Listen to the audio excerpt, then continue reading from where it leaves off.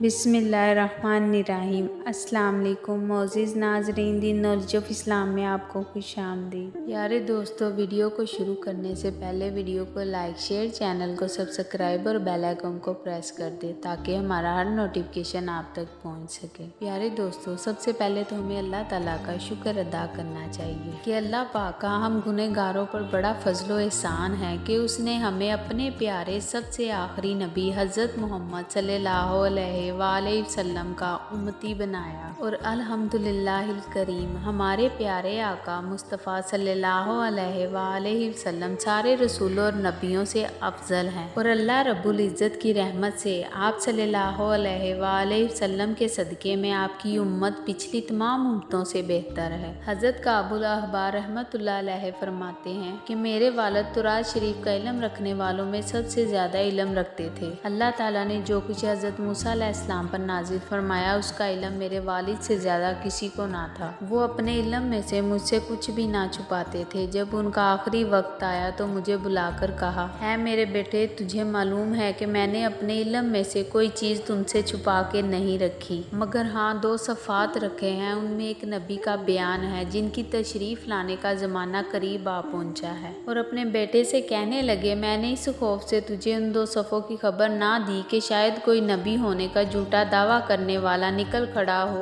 और तू उसके पीछे चल पड़े। ये ताक तेरे सामने है। मैंने उसमें वो सफ़ात रख कर ऊपर से मिट्टी लगा दी है। अभी उन सफ़ात को ना देखना। जब नबी करीम सल्लल्लाहु अलैहि वसल्लम दुनिया में तशरीफ़ लाएंगे और अगर अल्लाह ताला तेरा भला चाहेगा तो तू खुद ही उनके पीछे चलने वाला बन जाएगा। ये कहकर वो फौत हो गए। हम उनके दफन से फारग हुए तो मुझे उन सफ़ात को देखने का शौक हर चीज़ से ज़्यादा था। मैंने ताक खोला और सफ़ात निकाल ले तो क्या देखता हूँ, उसमें लिखा है मोहम्मद सल्लल्लाहु अलैहि वसल्लम अल्लाह के रसूल हैं, आखिरी नबी हैं, उनके बाद कोई नबी नहीं। उनकी पैदाइश मक्के में और वो मदीने की तरफ हिजरत करने वाले हैं।